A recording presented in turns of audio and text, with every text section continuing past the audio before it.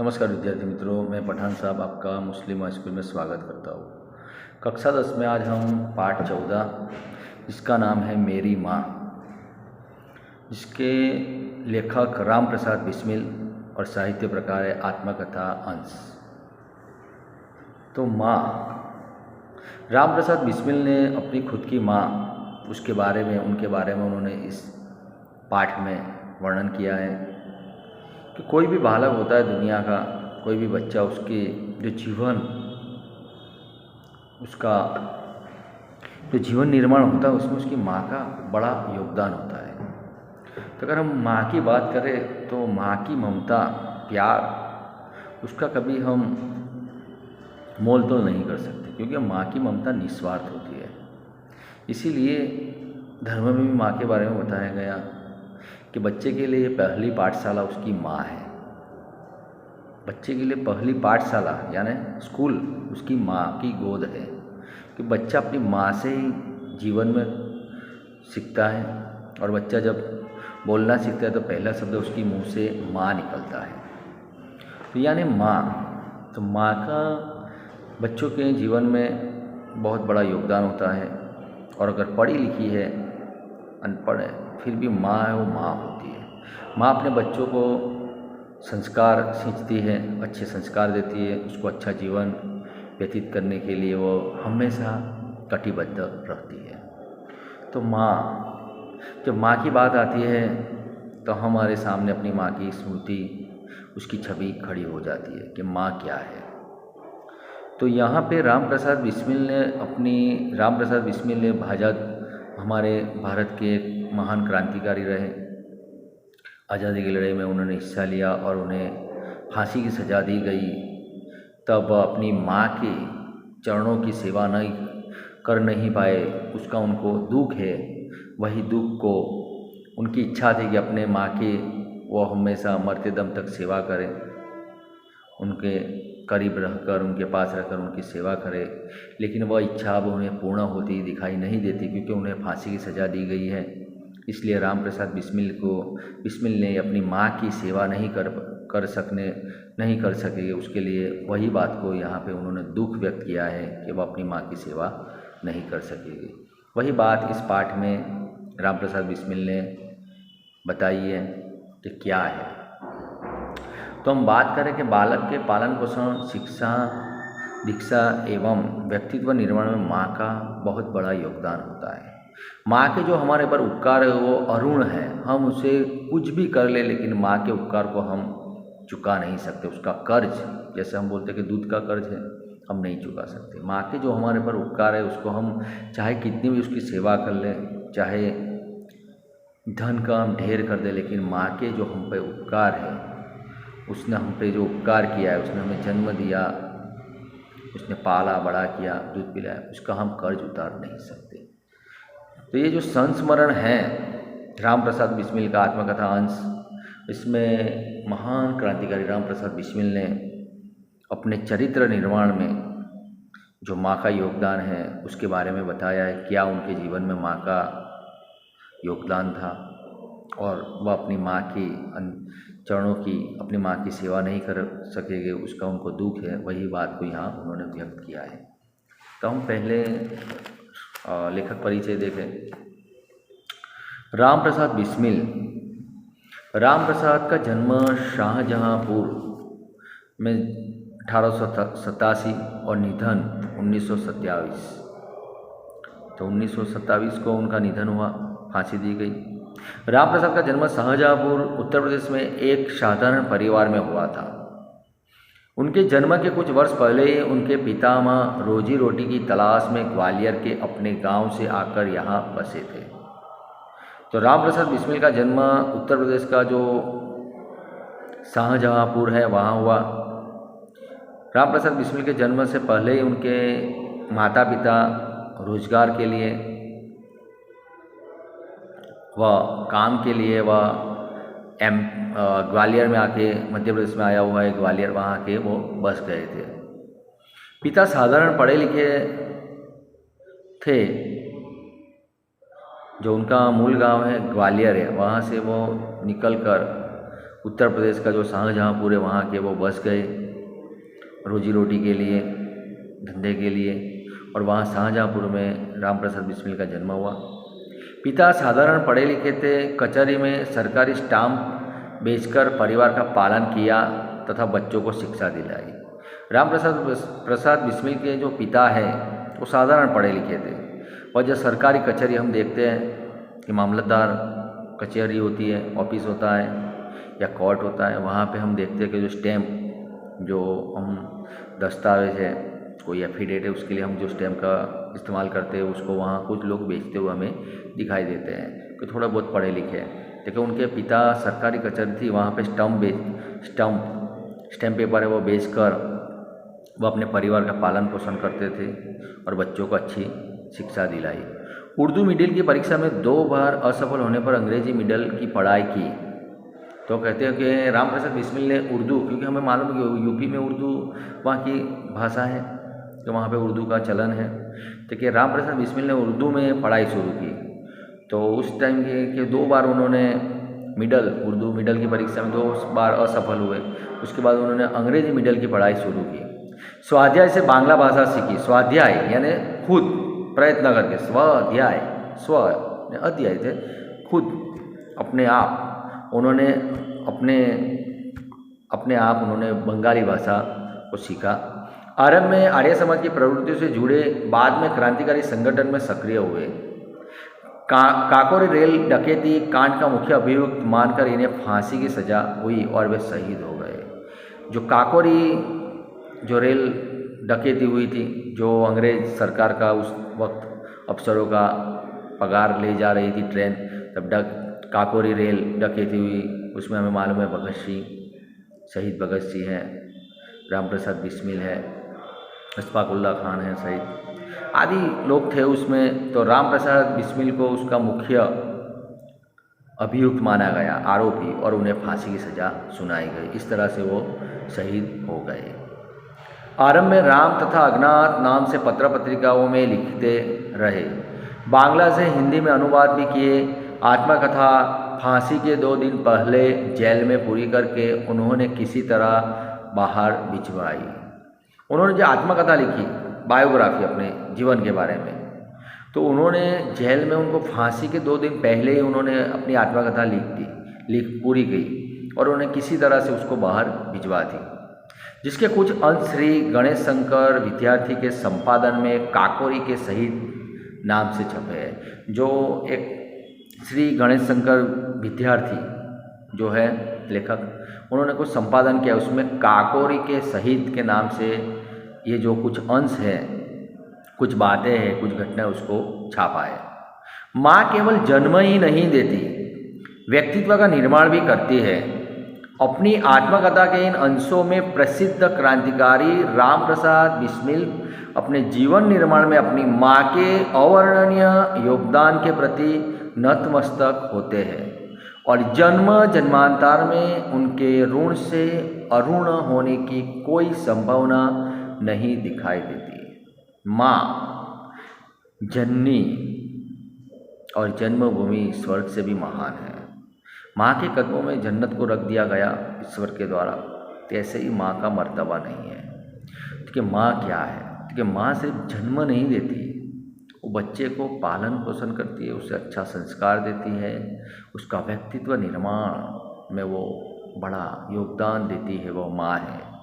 और अपनी आत्मकथा में राम प्रसाद बिस्मिल ने बखूबी अपनी माँ के प्यार के बारे में, उनके योगदान के बारे में लिखा है और उन्होंने कबूल किया है कि अगर माँ मैं सदा जन्म लूँ, कितने भी जन्म लूँ, लेकिन तुम्हारा ऋण है वो मैं अदा नहीं कर, मैं सदा ही तुम्हारा अऋणी होने की कोई संभावना मुझे दिखाई नहीं देती, मैं सदा तुम्हारा ऋणी रहूँगा। तो ये माँ का स्थान है जीवन में। हमें माँ की इज्जत करनी चाहिए, उनसे प्यार से सलूक करना चाहिए, उसकी सेवा करना चाहिए। ये बात भी राम प्रसाद बिस्मिल ने यहाँ बताई है। और देश प्रेम की भी बात की है राम प्रसाद बिस्मिल ने कि हमें देश के साथ किस तरह से रहना चाहिए, देश में हमें क्या करना चाहिए। क्योंकि हम ऐसा नहीं कि हम सही क्रांति, लेकिन हम अच्छा से पढ़ाई करेंगे, वो भी देश की भलाई के लिए है। अच्छी पढ़ाई करेगी, अच्छा कमाएंगे तो हम देश को टैक्स देंगे, इससे भी देश की सेवा हो सकती है। तो हमें खूब पढ़ लिख के आगे बढ़ना है और जो बच्चे वो हमारे भारत का भविष्य है। तो हम पाठ को देखें। लखनऊ कांग्रेस में जाने के लिए मेरी बड़ी इच्छा थी। दादी जी और पिताजी तो विरोध करते रहे, किंतु माताजी ने मुझे खर्च दे ही दिया। कि लखनऊ कांग्रेस जो पार्टी आज उसका 1885 में उसकी स्थापना हुई सन,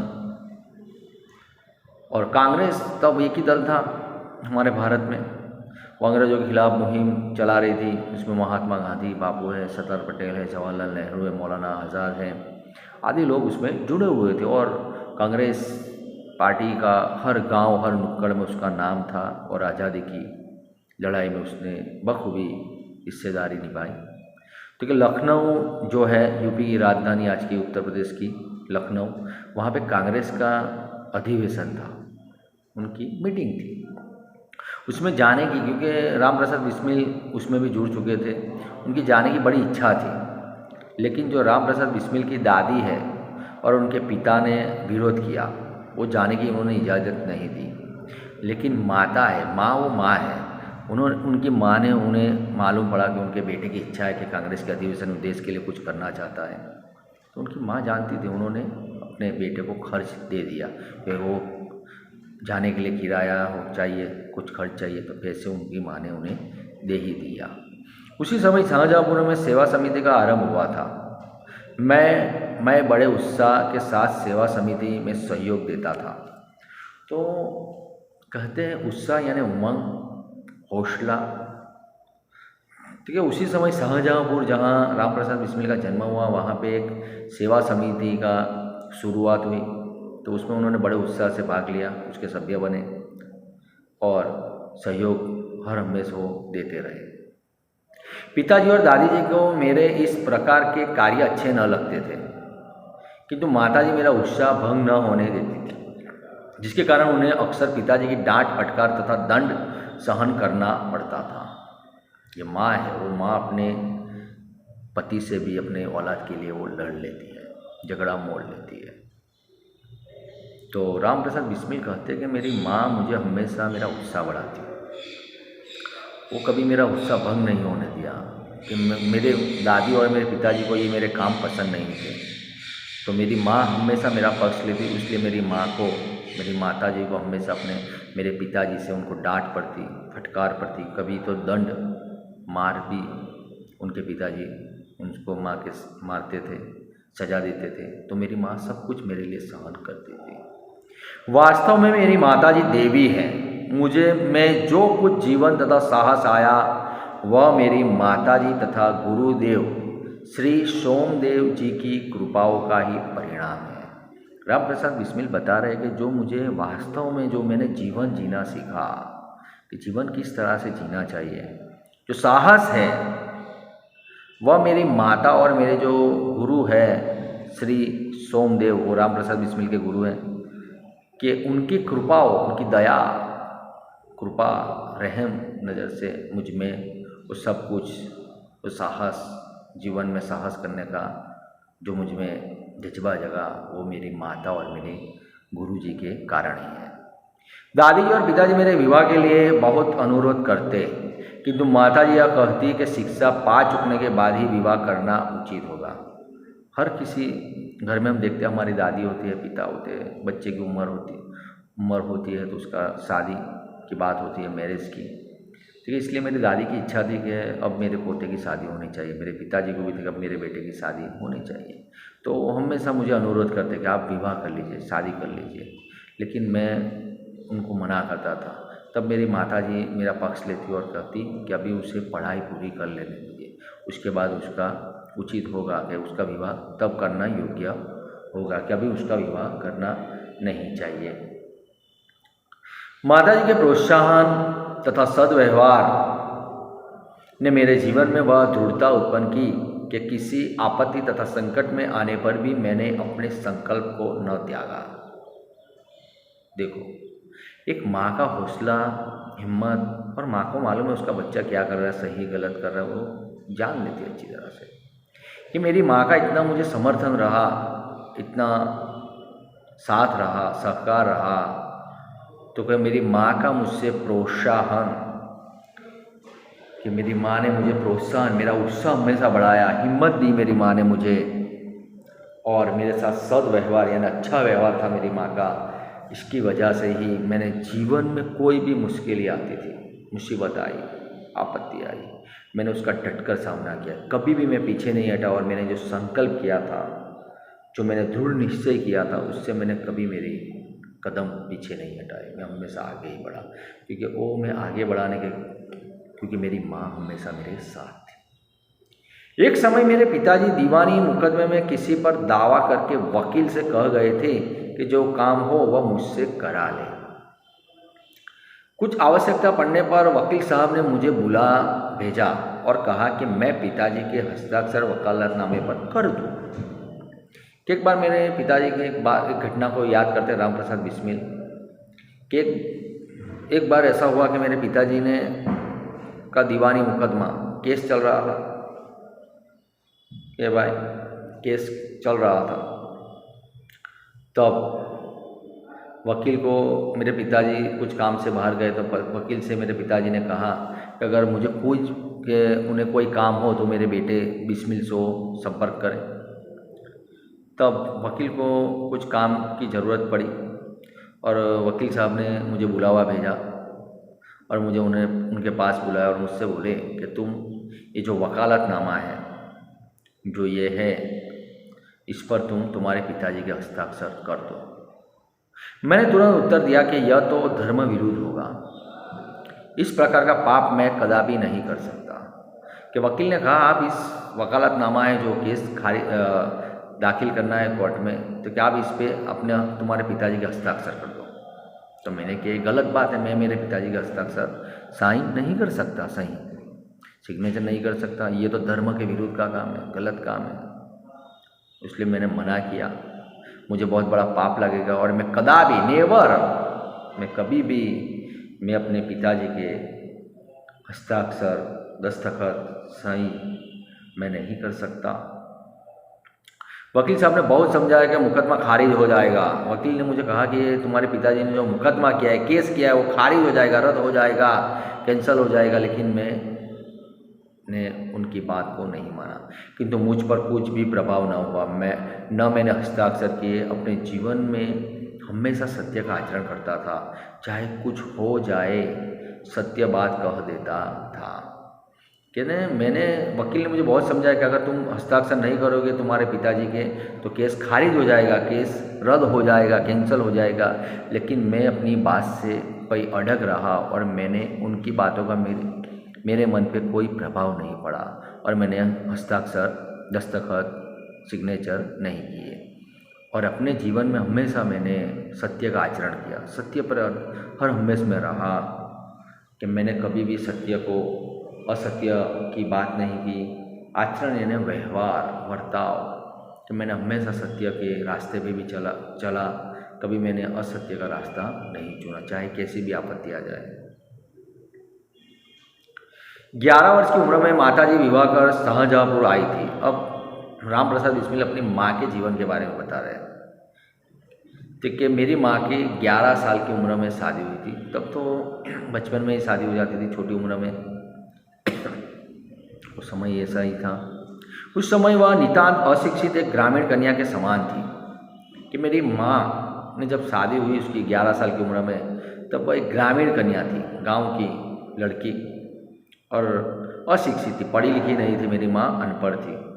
शाहजहाँपुर आने के थोड़े दिनों बाद दादी जी ने अपनी छोटी बहन को बुला लिया।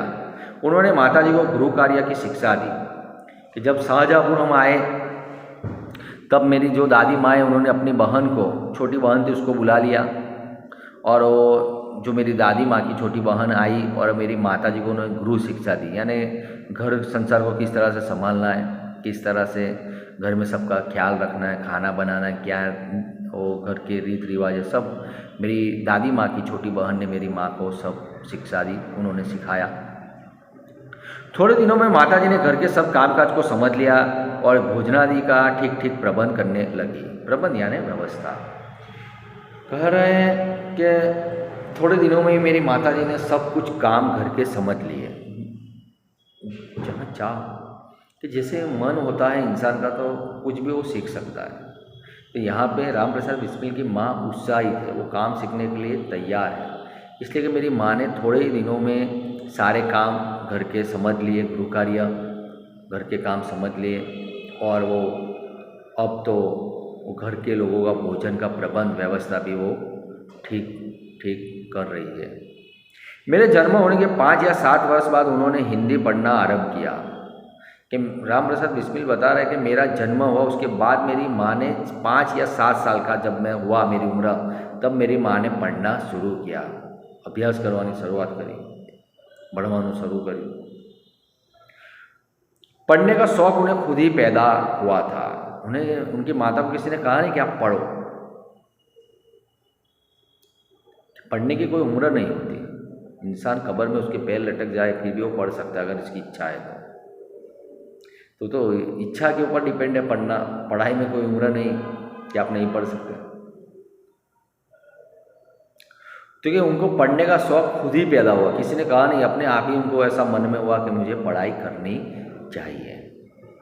मोहल्ले की सखी सहेली जो घर पर आया करती थी, उन्हीं में जो शिक्षित थी माताजी उनसे अक्सर बोध करती कि मेरी माँ ने कोई स्कूल में नहीं गई पढ़ाई करने, लेकिन वो जो मोहल्ला था,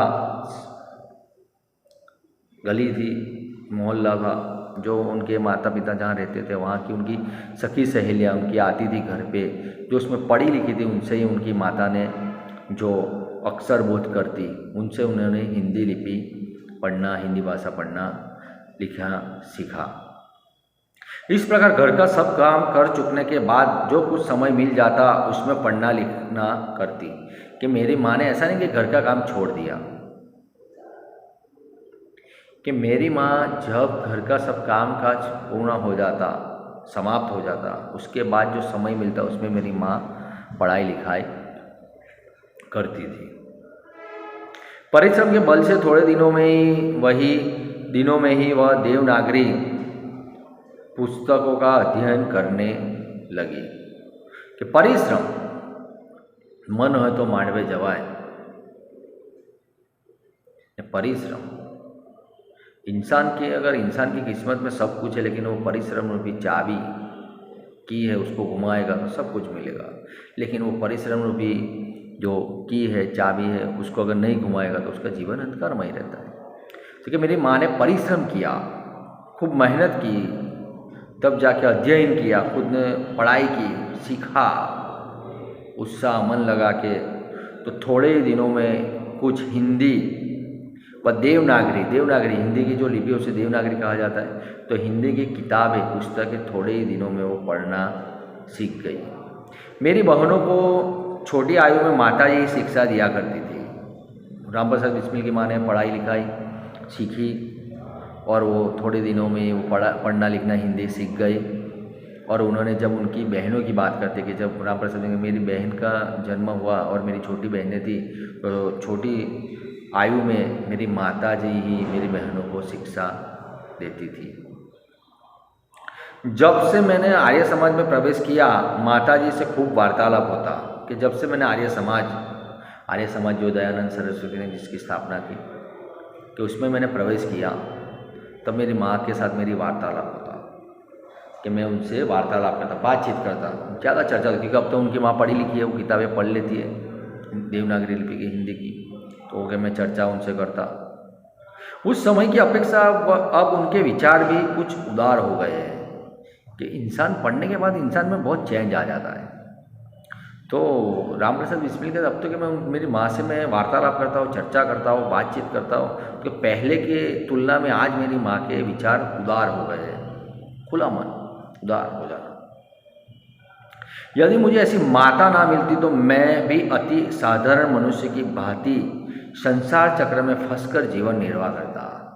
राम प्रसाद बिस्मिल कहते हैं कि अगर मुझे ये मेरी माता ना मिलती ऐसी, इतनी बढ़िया, इतनी प्रेम करने वाली, इतनी अच्छी, मुझे सपोर्ट करने वाली, तो मैं भी एक सामान्य इंसान की तरह इस संसार चक्र में फंसकर कि मैं अपना जीवन संसार रूपी चक्र में गई, संसार रूपी चक्र में मैं फंसकर मेरा सामान्य जीवन, सामान्य इंसान की तरह मैं जीवन निर्वाह बसार करता हूँ। शिक्षा आदि के अतिरिक्त क्रांतिकारी जीवन में भी उन्होंने मेरी वैसी ही सहायता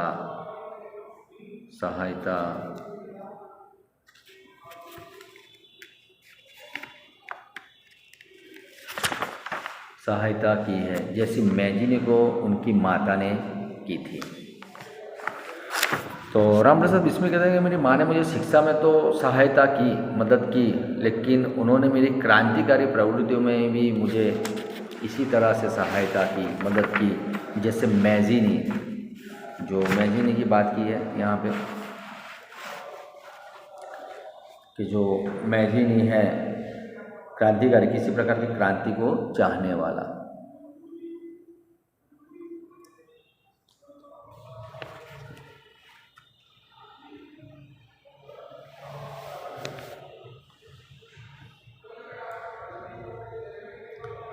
जो मैजिनी की बात यहाँ पे की है, जो 1805 से 1875 का जन्म इटली में हुआ था, वह लोकतंत्र के प्रबल समर्थक, परम देशभक्त, सक्रिय और निर्भीक नेता थे।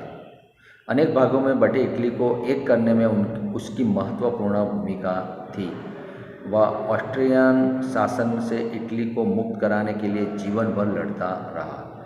मैजिनी की बात करें तो इटली के एक क्रांतिकारी है, जिन्होंने इटली को कई टुकड़ों में बटा हुआ था उसे एक करने की, और ऑस्ट्रिया देश है उसे आज़ादी के लिए उन्होंने लड़त में हिस्सा लिया। वो मैजिनी एक क्रांतिकारी है। उनकी माता ने जिस तरह से मैजिनी को सपोर्ट किया था, उसी तरह से रामप्रसाद बिस्मिल कहते मेरी माता ने मुझे सपोर्ट, साथ दिया, मेरी मदद की। माता जी का सबसे बड़ा आदेश मेरे लिए यही था कि किसी की प्राण हानि ना हो। कि माता का मुझसे सबसे बड़ा आदेश यह था कि बेटा तुम्हारे हाथों से किसी के जीवन दीप बुझ ना जाए, किसी की जान हानि ना हो, तुम्हारे हाथों से किसी की जान ना जाए, बस तुम्हें ये ध्यान रखना है। उनका कहना था कि अपने शत्रु को भी कभी प्राणदंड न देना। मेरी माता का कहना था कि अगर तुम्हारा शत्रु है, दुश्मन है, उसे भी कभी तुम मृत्युदंड, मौत की सजा न देना। उनके इस आदेश की पूर्ति करने के लिए मुझे मजबूरन 2-1 बार अपनी प्रतिज्ञा भंग करनी पड़ी थी। मजबूरन प्रतिज्ञा ने कुछ करने के बारे में पक्का निश्चय, प्रण। क्योंकि मेरी माता ने मुझे आदेश दिया कि बेटा तुम्हारे हाथों से किसी की जान न जाए, किसी को नुकसान ना हो, किसी इंसान को, और तुम्हारा दुश्मन हो, शत्रु, उसको भी तुम प्राणदंड, मौत की सज़ा मत देना। इसलिए मेरी माता के आदेश के लिए मैंने अपनी पूर्ति करने के लिए मजबूरन मुझे 2-1 बार अपनी प्रतिज्ञा भंग करनी पड़ी थी। आज हम यहाँ तक देखेंगे, जो बाकी पार्ट है उसको हम नेक्स्ट वीडियो में, अगले वीडियो में देखेंगे। नमस्कार विद्यार्थियों।